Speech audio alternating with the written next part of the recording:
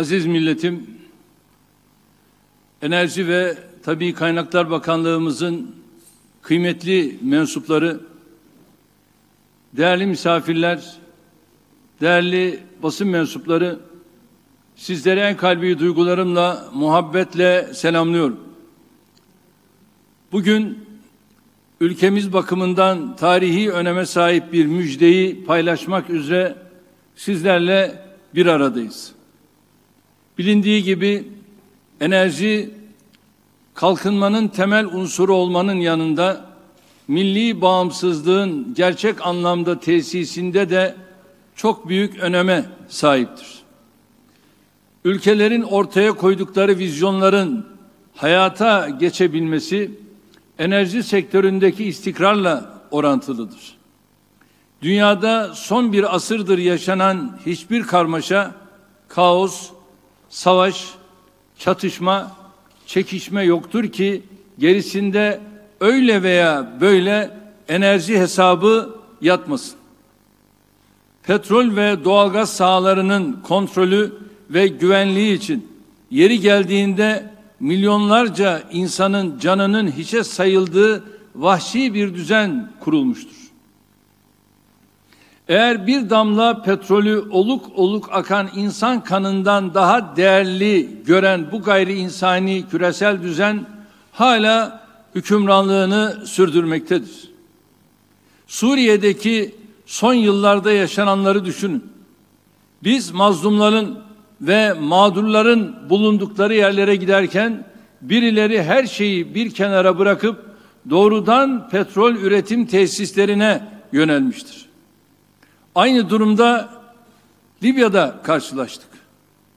Biz Libyalı kardeşlerimizin çağrısıyla onları darbecilerden kurtarmanın mücadelesini verirken birileri yine petrol sahalarının dibinde bitivermiştir. Doğu Akdeniz'de oynanan onca oyunun gerisinde de enerji kaynaklarının paylaşımı kavgası vardır. Hamdolsun biz önceliğimizi asla değiştirmedik. Hep önce insan dedik. Hep önce dostluk, kardeşlik dedik. Hep önce mazlumlar ve mağdurlar dedik. Hep önce hak, hukuk, adalet dedik. İnsanlık bizde, petrol onlarda kalmış olabilir. İşte Rabbim bize bambaşka bir yerde hem de görülmedik zenginlikte bir kapı açtı. Yarın benzer kapılar başka yerlerde de önümüze açılacaktır. Çünkü artık bu alanda en üst lige çıkmış bir Türkiye var. Bugünlere elbette kolay gelmedik. Ülkemizde çok uzun yıllar boyunca petrol ve doğalgaz arama çalışmaları genellikle kiralama usulüyle yapıldı. Hele derin deniz sondajlarında tamamen dışa bağımlıydık. Yüzlerce milyon dolarlık arama faaliyetleri sonunda elimize 3-5 sayfalık bir rapor dışında hiçbir şey geçmedi. Kimsenin günahını almıyoruz. Belki de gerçekten aradılar ama bulamadılar. Ama sonuçta biz artık bu şekilde yürüyemeyeceğimizi gördük. Bu tür çalışmaların öyle kiralama veya benzeri yöntemlerle değil, doğrudan milli kuruluşlarımız aracılığıyla yürütülmesini kararlaştırdık. Ülkemizin milli enerji ve maden politikasını 2017 senesinde yeni baştan belirledik. O dönemde Enerji ve Tabii Kaynaklar Bakanımız olan Berat Albayrak ile ardından gelen Fatih Dönmez kardeşimiz ekipleriyle birlikte bu politikayı titizlikle ve kararlılıkla uyguladılar.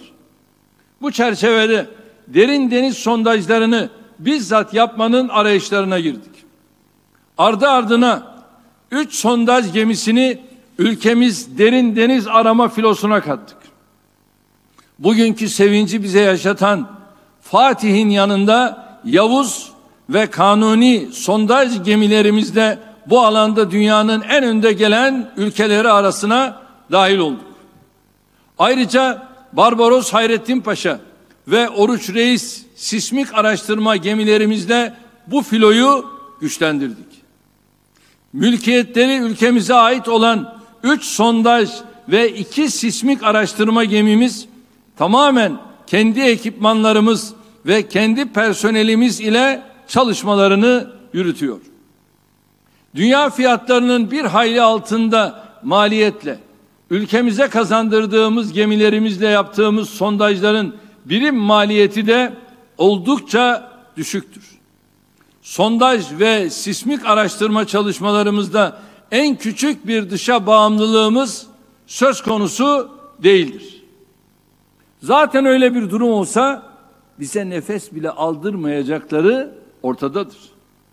Yerli ve milli imkanlarla hareket ettiğimiz için bu başarıya ulaştık.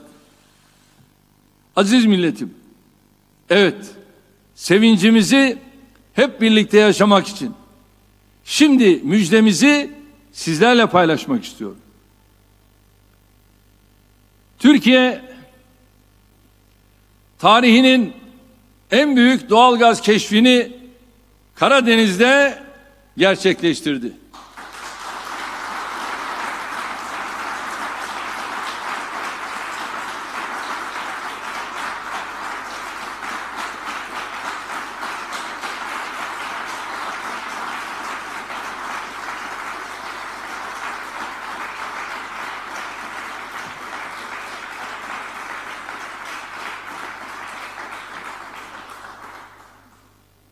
Fatih sondaj gemimiz 20 Temmuz 2020 tarihinde başladığı Tuna 1 kuyusundaki sondajında hamdolsun 320 milyar metreküp doğal gaz rezervi keşfetmiş durumda.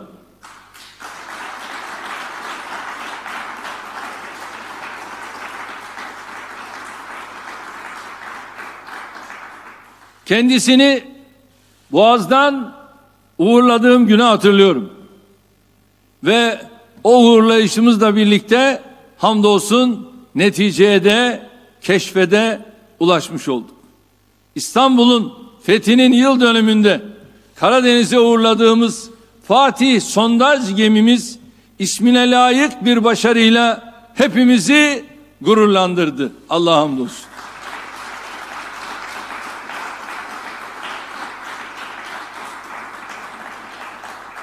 Daha önce Tuna 1 diye adlandırılan bu alanı Sakarya gaz sahası olarak isimlendirdiğimiz bu alanda gereken tüm test, analiz ve mühendislik çalışmaları tamamlandı. Kuyudan elde edilen veriler aynı bölgede yeni doğalgaz keşiflerinin kuvvetle muhtemel olduğuna işaret ediyor. Yani bu ilk kuyuda bulunan rezerv çok daha zengin bir kaynağın sadece bir parçasıdır. İnşallah devamı da en kısa sürede gelecek. Rabbimize, bize ve milletimize bu günleri gösterdiği için hamd ediyoruz. Yıllarca enerjide dışa bağımlılığının maddi ve manevi sıkıntılarını çekmiş bir ülke olarak artık geleceğimize daha güvenle bakacağımıza inanıyoruz. Bu operasyonu tamamen milli imkanlarla gerçekleştirdik. Şimdi hemen tespit kuyuları açmaya başlayacak. Ardından üretim konseptini belirleyip inşaat ve yapım işlerine geçeceğiz. Doğalgazın yüzeye çıkartılması ve sisteme aktarılması işlemleriyle birlikte bu kaynaktan fiilen istifade etmeye başlayacağız. Şimdi hedefi veriyorum. Hedefimiz 2023 yılında Karadeniz gazını milletimizin kullanımına sunmaktır.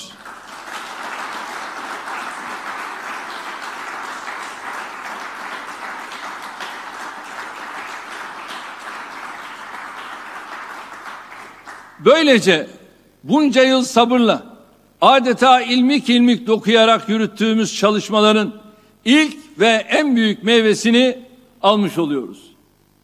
Fatih ve Yavuz gemilerimiz vasıtasıyla Akdeniz ve Karadeniz'de bugüne kadar 9 derin deniz sondajı gerçekleştirdik.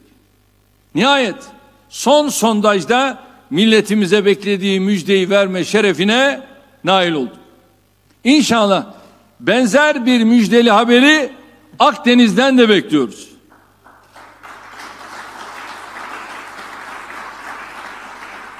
Şu anda bakımda olan Kanuni'nin de yıl sonunda devreye girmesiyle Akdeniz'deki faaliyetlerimize hız vereceğiz. Keşifler için söylenen o güzel sözü sondaj faaliyetlerimize uyarlayarak tekrarlamak istiyorum. Her arayan bulamaz ama bulanlar arayanlardır.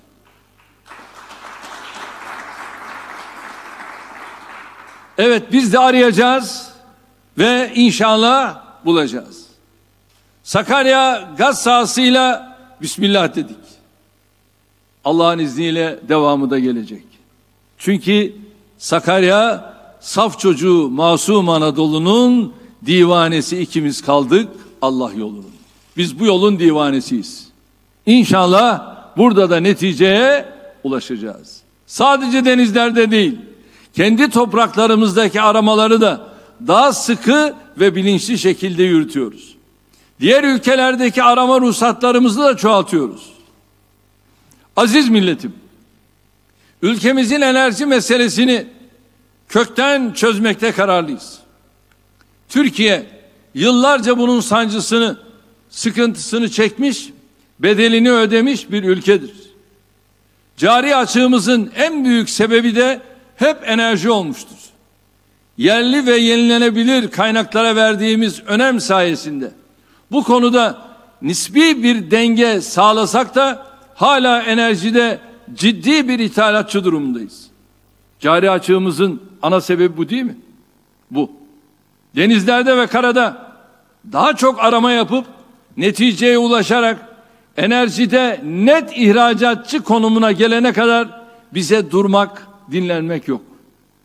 Bir yandan konvansiyonel enerji kaynaklarına yoğunlaşırken, diğer yandan elektrikli motor başta olmak üzere geleceğin teknolojilerine de yatırımlarımızı sürdüreceğiz. Her kaynağın diğerinin tamamlayıcısı olduğunu unutmadan tüm alanlarda en güçlü şekilde varlığımızı göstermekte kararlıyız. Türkiye artık hiçbir alanda birilerinin gölgesine sığınma ihtiyacı duymadan kendi ayakları üzerinde durabilecek güce, iradeye ve kaynağa sahiptir. Kimsenin hakkına gözümüzü dikmeden ama kimseye de hakkımızı yedirmeden hedeflerimize doğru yürümeyi sürdüreceğiz. Yunanistan başta olmak üzere bu mesele karşımıza dikilenlerin hepsi de haklı olduğumuzu gayet iyi biliyor. Özellikle Avrupa Birliği Yunanistan'ı şımartıp üzerimize salarken sergilediği çifte standart sebebiyle bir kez daha kendi ilkelerine ihanet ettiğini, birliği ayakta tutan değerleri yıprattığını görmelidir. Ortada dolaşan ve hiçbir geçerliliği olmayan saçma sapan haritaların yarın öbür gün en büyük zararı Avrupa Birliği'ne vereceği unutulmamalıdır. Sırf Türkiye'ye zararı dokunuyor diye kendi müktesebatına aykırı işlere alet olmak Yunanistan'ı kurtarmaz. Ama Avrupa Birliği'nin zaten sorunlu olan itibarını iyice düşürür. Türkiye'nin bu konudaki kararlılığını, gerektiğinde bedel ödeme ve ödetme azmini görmek istemeyenler sahada da masada da cevaplarını alacaklardır. Sakarya gaz sahasındaki keşiften sonra artık önümüzde çok daha aydınlık bir yol olduğuna inanıyoruz. Bugün gelecek nesillere önemli bir miras bırakacağız.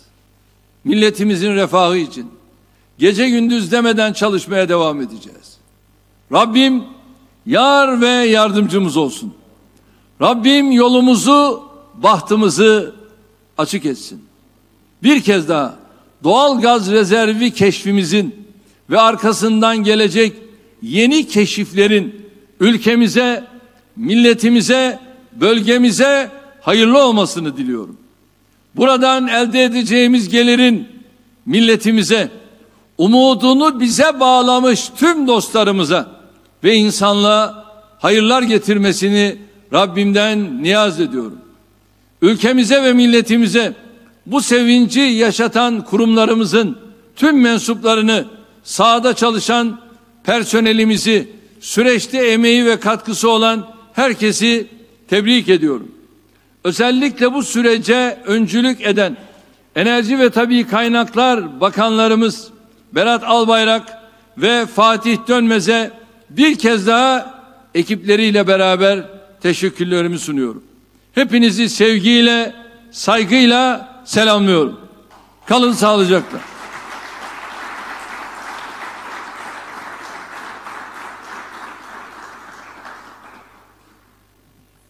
Evet. Şimdi önce Berat Albayrak Bey'i dinliyoruz. Buyurun. Önce Berat Albayrak Bey'i dinliyoruz. Buyurun. Sayın Cumhurbaşkanım, hakikaten bugün ülkemizin, Türkiye'mizin milli enerji politikaları açısından, ekonomisi açısından çok tarihi bir gün. Heyecanlıyız, mutluyuz, gururluyuz. Hakikaten Türkiye olarak bu yüzyılın kaderinin şekillendiği bu günlerde ülkemizin geleceği açısından da çok önemli bir sürece şahitlik ediyoruz. Tabii bugünün bizim için ekstra şöyle bir anlamı var. Milletimizin tarihinde Ağustos ayı hepimizin malumu zaferler ayı. Malazgirt'ten Mohaç'a kadar, Büyük Taarruz'dan Sakarya'ya kadar hakikaten Ağustos ayında çok büyük şanlı zaferlere imza atmışız. Bugün yine bir Ağustos ayında 10 yıllardır süregelen özellikle enerji alanında ülkemizde hep ifade edilen makus talihini tarihe gömdüğümüz, büyük şanlı bir zafere imza attığımız aslında bir sürece de şahitlik ediyoruz. Dolayısıyla bu da ayrıca bizim için çok büyük bir övünç kaynağı. Bu süreçle birlikte inşallah özellikle enerji başta olmak üzere, ekonomi olmak üzere ülkemiz savunma sanayinden birçok alanda büyük ve güçlü tam bağımsızlık yolculuğunda çok büyük bir adım attı. Ve bu süreç hakikaten ülkemizi, 83 milyon vatandaşımızı yarınlara çok daha ümitli ve umutlu taşıyacak Allah'ın izniyle. Tabii bugün burada ifade edilen bilgiler ışığındaki keşif ve burada ortaya çıkan gaz 83 milyonun.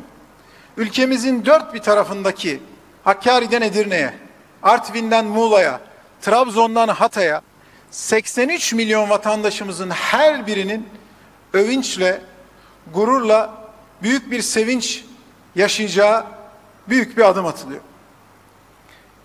Açıkçası işin ekonomik boyutu itibariyle bugün burada gemideki arkadaşlarla da teknik süreci değerlendirdikten sonra çok net ben şunu ifade edebilirim ki hakikaten buradaki mevcut keşif ve potansiyelle birlikte inşallah ülkemizin gündeminden cari açık konusunu artık kaldırdığımız, çünkü yılda son 10 yılın ortalama 40 milyar dolarlık enerji ithalatı yapan bir ülke Türkiye. Bugün buradaki bu potansiyelle birlikte inşallah gündemimizden cari açığı değil, cari fazlayı konuşacağımız, döviz fazlasını konuşacağımız yeni bir döneminde inşallah başladığını, yeni bir sürece girdiğimizi de ben şu son saat içerisindeki bilgilendirmelerde elhamdülillah görmüş oldum. Ve Allah'ın izniyle Türkiye artık yeni bir döneme giriyor.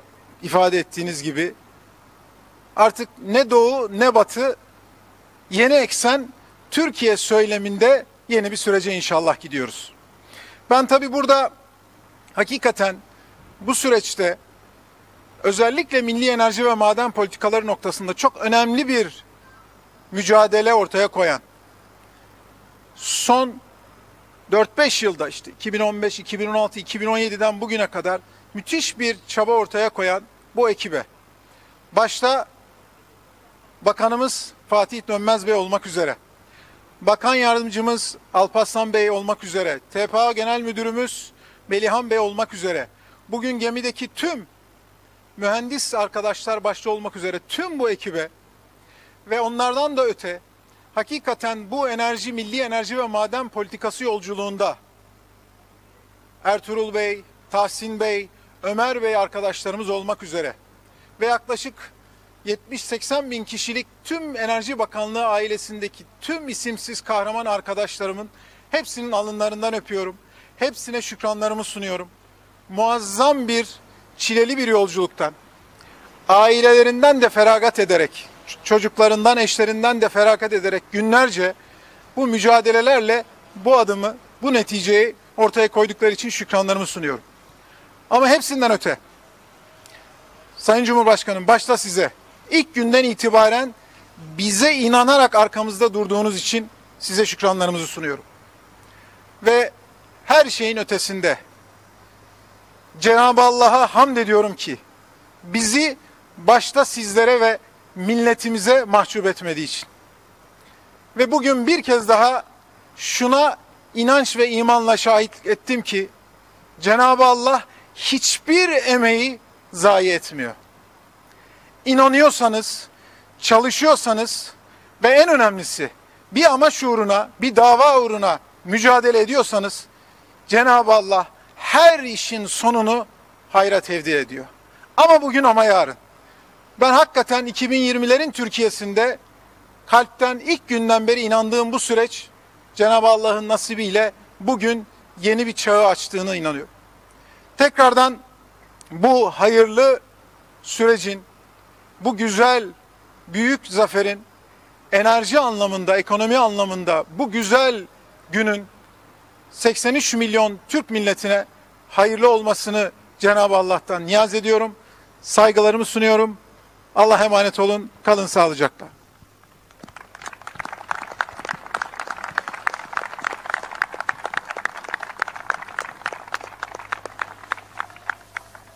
Evet Fatih Bey, söz sizde, buyurun.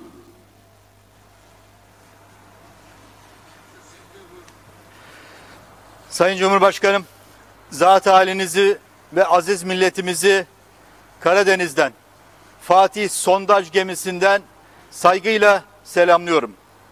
Bugün bizler için çok önemli bir gün. Türkiye'miz için, milletimiz için tarihi dönüm noktalarından olacak bir günün heyecanını yaşıyoruz. Sayın Cumhurbaşkanım, bir anekdotla sözlerime başlamak istiyorum. Bakanlık görevini tevdi ettiğiniz gün, Sayın Albayrak'tan aldığımız gün aramızda şöyle bir görüşme geçmişti. Hamdolsun elektrik tarafında sorunların büyük oranda çözdüğümüzü, hatta arzımızın, üretimimizin talepten daha fazla olduğunu, doğalgazda da birkaç şehir hariç tüm şehirlerimize doğalgazı götürdüğümüzü, onu da en kısa süre içerisinde tamamlayacağımızı ifade etmiştim. Bugün hamdolsun 81 ilimizde doğalgaz var. 560 civarında yerleşim birimi doğalgaz kullanıyor. 60 milyon civarında vatandaş doğalgaza erişmiş durumda. Yeni dönemde odaklanacağımız esas konunun doğalgaz ve petrol arama olacağını ifade etmiştim. Size kolaylıklar dilemiştiniz. Yine 2 sene önce 2018 Eylül ayında Fatih sondaj gemisi, şu anda üzerinde bulunduğumuz Fatih sondaj gemisini Antalya'daki Alanya 1 kuyusuna göndermezden önce şöyle bir diyalog daha geçmişti aramızda. Sayın Cumhurbaşkanım, uzun ince zorlu bir yola girdik. Desteğiniz bizim için çok önemli. 1970'li yıllarda İngiltere Kuzey Denizi'nde 150. denemede buldu. Norveç 30. denemede buldu deyince bu milletimiz çok bekledi. Bizim o kadar vaktimiz yok. Elini çabuk tut Fatih demiştiniz. Bunun üzerine Türkiye Petrollerindeki arkadaşlarla bir araya geldik ve dedik ki potansiyeli en yüksek olan lokasyonlara ağırlık vereceğiz. Ve kendi aramızda şöyle bir hedef koyduk. İnşallah ilk 10 sondajda bir keşif yakalayalım. Bugün burası 9. derin deniz sondajımız. Rabbime hamd ediyorum. Bizi bugün bu güzel keşifle buluşturdu. Sayın Cumhurbaşkanım, bu bölgedeki sismik çalışmalara bundan 14 ay önce geçtiğimiz yıl Batı Karadeniz Sakarya gaz sahası olarak adlandırdığımız bu bölgede başladık. Yaklaşık 2000 kilometre karelik alanı adeta röntgen filmini çektik. Veriler Türkiye Petrolleri uzmanları ve mühendisleri tarafından detaylı bir şekilde analiz edildikten sonra şu anda üzerinde bulunduğumuz koordinatlarda Tuna 1 adını verdiğimiz lokasyonda ilk sondajımıza karar verdik. Ve sonrasında da Fatih sondaj gemimizi Akdeniz'den önce İstanbul'a, üzerindeki kulenin sökülmesi gerekiyordu. Mayıs ayında İstanbul'a çektik. Kulenin demontajını yaptık. Bildiğiniz gibi İstanbul'un fethinin 567. yıl dönümünde Haydarpaşa Limanı'ndan zat-ı hallerinizin de teşrifleriyle Karadeniz'e uğurladık. Karadeniz'de, Trabzon'da, limanda montaj işlemleri devam etti. 15 Temmuz'da oradan yola çıktı. 20 Temmuz'da da burada matkap ilk defa dönmeye başladı. Yaklaşık üzerinden bir ay gibi bir süre geçti. Şu anda deniz seviyesinden 3500 metre aşağıdayız. Buradaki denizin derinliği 2100 metre. Yaklaşık 1400 metrede karada ilerledik. 2 tane önemli gaz kaynağı adını verdiğimiz rezervi kestik. Yaklaşık 500 metrelik bu rezervde gazla buluştuk. Sondaja bir hafta 10 gün ara verdik. Sürekli olarak testleri yapıldı. Yapılan test ve analiz ve detaylı mühendislik çalışmalarından sonra TPA'da çalışan uzmanlarımız ve yetkililerimiz sizin de biraz önce açıkladığı gibi gaz miktarını, rezerv miktarını tespit ettiler. Burada işlemimiz henüz bitmedi. Yaklaşık 1000 metrelik daha derine ineceğiz. Yine sismik veriler bize aşağıda 2 katmanın daha olduğunu, benzer yapılarda olduğunu, dolayısıyla kuvvetle muhtemel inşallah oralarda da gaz kaynağına ulaşacağımızı gösteriyor. Bu saha, şu anda içinde bulunduğumuz saha, gaz keşfi yapılan saha yaklaşık 250 kilometre kare. Yine bu bölgede inşallah en kısa süre içerisinde yeni tespit kuyularımızı açacağız. Ve bu çalışmalarımızı daha da netleştireceğiz. Sizin de bize koymuş olduğunuz hedef tarih olarak inşallah Cumhuriyetimizin 100. yılında vatandaşımızla kendi gazımızı buluşturacağız. Bir detay daha vermek istiyorum. Yapılan test ve analizlerden sonra burada bulmuş olduğumuz gazın kalitesi de son derece önemli ve son derece kaliteli gözüküyor. Dolayısıyla bunların hepsi bize yarın maliyet açısından son derece olumlu yansıyacak.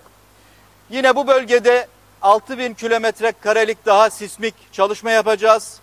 Oradan da arkadaşlarımız son derece umutlu. Orada da gelişmeler oldukça zat-ı devletlerinizle ve milletimizle de paylaşmış olacağız. Biz her zaman inandık. Büyük bir sabır, inanç ve tevekkülle bu yola çıktık Sayın Cumhurbaşkanım. Her fırsatta kararlılığımızı varsa mutlaka bulacağız dedik. Sizin de dediğiniz gibi ancak arayanlar bulur dediniz. Biz de aradık ve bulduk hamdolsun. Ama burada milletimizin duası son derece önemli. Bazen moralimizin düştüğü anlar oldu. Şahsım dahil birçok Türkiye Petrolleri çalışanları yaptırımlarla, engellerle karşılaştı. Ama sizin arkamızda dimdik durmanız, milletimizin duasıyla bir milim geriye gitmeden azimle, kararlılıkla bu işlemlere devam ettirdik. Milletimizin duasını hep hissettik.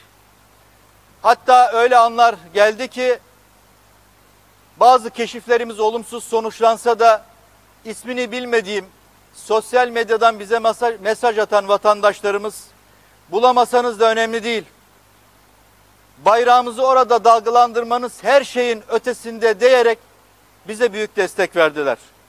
Aziz milletimize huzurlarınızda bir kez daha şükranlarımı arz ediyorum.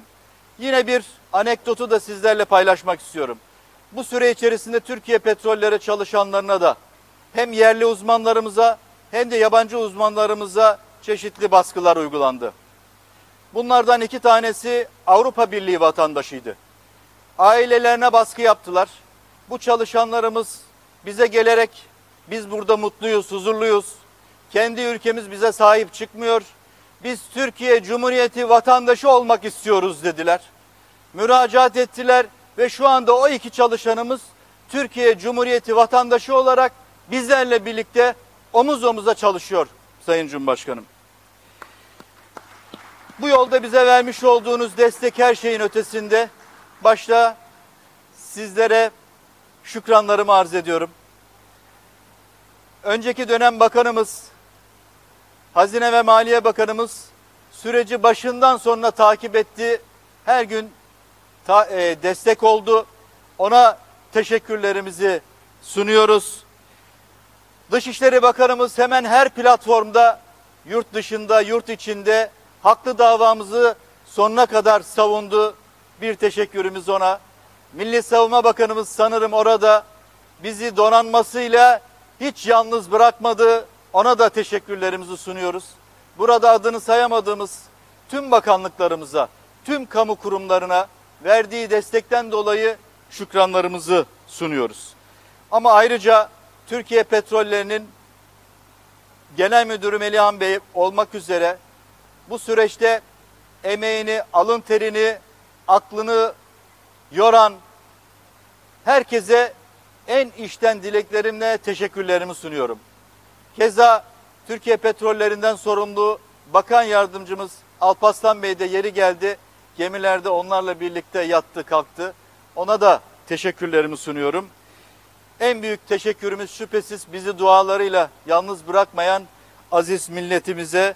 Onlara da şükranlarımı sunuyor. Ve milletimize daha nice güzel haberler vermek için yeniden bir arada olmak dileğiyle selam ve saygılarımı arz ediyorum Sayın Cumhurbaşkanım. Evet. Değerli arkadaşlar, hayırlı olsun diyoruz. Her arayan bulamaz ama bulanlar unutmayalım ki arayanlardır.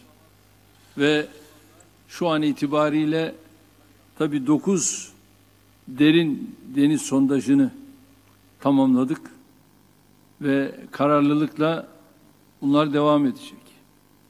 Sayın Bakanımızın da ifade ettiği gibi öyle ülkelerle çalıştık ki yani gelip bunlar marka isimlerdi. BP'sinden Shell'ine, ExxonMobil'ine kadar yani 100-150 arama yapıp netice alamayıp ondan sonra dönüp gidenler ve bunlar bizden bir kuruş para almadılar. Bütün harcama kendilerinden. Yani bu iş öyle çok rahat bir iş değil. Ama bu işin kaderinde bu var. Ve şu anda biz tabii kendi gemilerimizle gerek sismik araştırmayı, gerek sondaj çalışmalarını yaptığımız için maliyetleri ciddi manada düşürmüş vaziyetteyiz ve bu şekilde de yolumuza devam ediyoruz. Tabii bütün temennimiz 2023'e kadar kararlılıkla bu çalışmayı sürdürüp inşallah neticeyi almak. Ben de dün tüm ekibi Ankara'da dinledim. Bize verdikleri umutlar hamdolsun 2023 için bizim de geleceğimize gerçekten ciddi anlamda bir perspektif tuttu. Ben de arkadaşlarımıza şahsım, milletim adına teşekkür ediyorum ve kararlılıkla inşallah bu yola devam edeceğiz ve Kanuni de devreye girdikten sonra Karadeniz'de sadece Fatih'le değil, Kanuni'yle de yola devam edecek. Belki yeri gelecek pas edeceğiz. Bu Doğu Akdeniz'deki çalışmalarımızda farklı adımlar atacağız. Farklı çalışmalar yapacağız. Yani biz doğalgazda, petrolde varız diyeceğiz.